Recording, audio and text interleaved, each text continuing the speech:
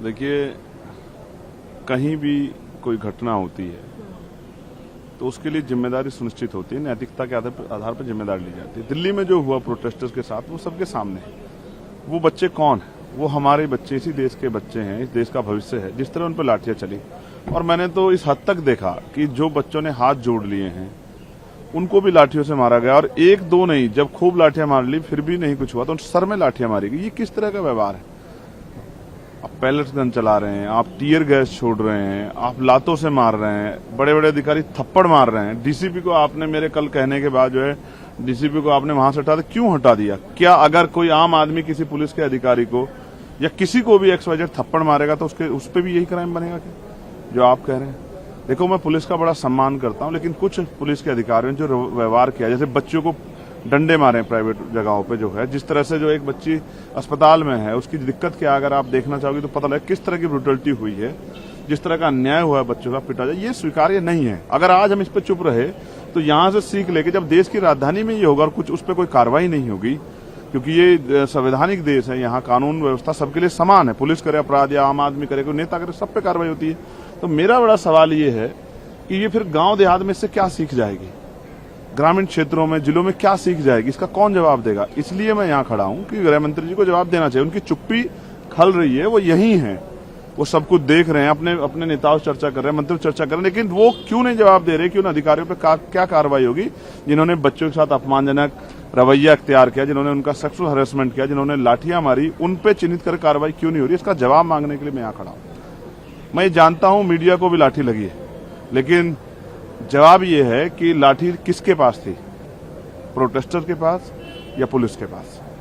और बहुत सारे ऐसे लोग भी थे पुलिस के साथ जो पुलिस नहीं थे, पुलिस के कर्मचारी नहीं थे, लेकिन उन पर लाठियां थी। तो मीडिया को भी लाठी मारी गई, प्रोटेस्टर को भी लाठी मारी गई। मारने वाले पुलिस और पुलिस के साथ वाले लोग थे, पैरामिलिट्री फोर्स। इसका जवाब देना पड़ेगा। आप हिंसा से नहीं कुचल सकते लोगों की आवाज को। जनरेशन जाग रही है। अगर देश के प्रधानमंत्री रात को 12 बजे तक जाग रहे हैं, वो इसलिए जाग रहे हैं कि देश की जनता 4 बजे तक जाग रही है। दिल्ली में जंतर मंतर पे लोग पूरी रात जाग रहे हैं, देश के चारों तरफ प्रोटेस्ट हो रहे हैं। कल बिहार में क्या हुआ?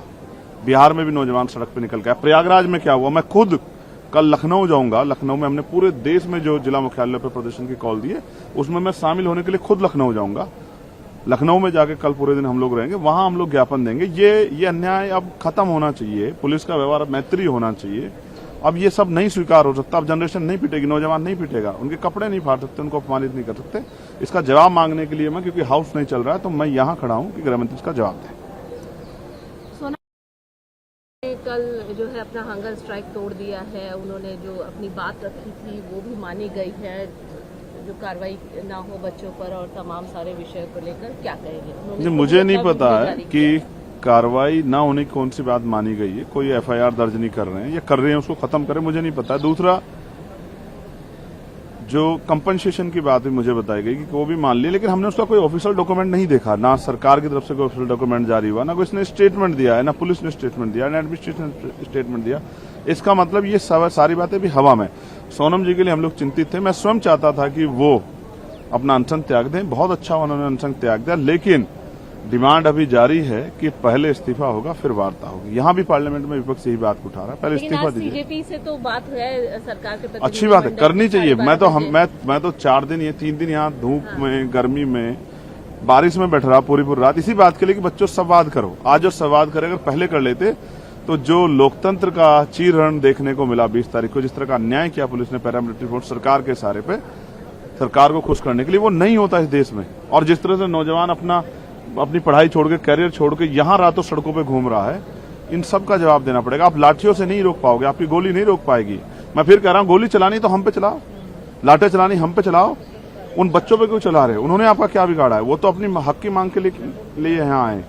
तो आप ये जो निर्दयता कर रहे हैं, आप में जो अहंकार आ गया, इसको जनता तोड़ देगी। मेरी बात को आप याद रखना। मेरी भारतीय जनता पार्टी NDA को मेरी चेतावनी है कि ये ना समझे कि आप परमानेंट है। जनता तोड़ देगी आपका गुरूर घमंड, और देखना फिर आपको पता लगेगा कि जनता ही मालिक है। प्रधानमंत्री जी ने एक वीडियो भी जारी किया है कल, जिसमें उन्होंने बताया है कि इम्पोर्टेंट कैबिनेट में आज डिसीजन लिया जाएगा, बिल लाने की बात कह रहे हैं। फास्ट ट्रैक कोर्ट का जो है वो शुरुआत हो चुकी है। किस तरीके से देखते हैं? बहुत ही इम्पोर्टेंट मैसेज है उनका देश के युवाओं के लिए। बहुत अच्छा है, उनको मैसेज देना चाहिए। लेकिन रात को 12 बजे मैसेज दे रहे हैं, यानी कि जनता के जागने से उनको भी जो है एहसास हो रहा है कि ये मैटर इतना आसान नहीं जितना समझा जा रहा। पहले लगा था कि प्रोटेस्ट को पीट देंगे, आंसू गैस छोड़ देंगे, चले जाएंगे, लेकिन ये नौजवान है, डरने वाला नहीं। इन्होंने तो अंग्रेजों को उखाड़ के फेंक दिया था। अब तो हालात और होगी, कोई बम फेंक रहा है जिला मुख्यालय पर जाके। चेतावनी है ये हुकूमतों को कि वो जुर्म करना बंद करें, नौजवानों को सुने, उनकी मांगों को सुने। उनकी मांगे जायज हैं। जिस तरह से जो है पार्सलिटी हो रही है, जिस तरह से पेपर लीक हो रहे हैं, जिस तरह से जो है सेंटर बहुत दूर दूर लगाए जा रहे हैं, जिस तरह से जो है स्कोर कार्ड जारी नहीं हो रहा है, जिस तरह से जो है तमाम तरह से नौजवान से पैसा, बेरोजगार नौजवान से आप पैसा ले रहे हो हर फॉर्म के नाम पे, और कोई आपके यहाँ कैलेंडर नहीं है राष्ट्रीय या प्रदेश स्तरीय कि कब पेपर होगा और कब रिजल्ट आएगा। आप नौजवानों को बर्बाद कर रहे हो। ये सबसे नौजवान देश है, इसमें 50% ज्यादा नौजवान है, उनको बर्बाद नहीं होने जा सकता। इसलिए हम लोग देश भर में कल प्रोटेस्ट कर रहे हैं और सरकार से हमारी मांग है कि बच्चों को सुने, उनकी मांग को पूरा करें। कल आप लोग प्रोटेस्ट करेंगे? पूरे देश भर में जिला मुख्यालयों पर प्रोटेस्ट होगा।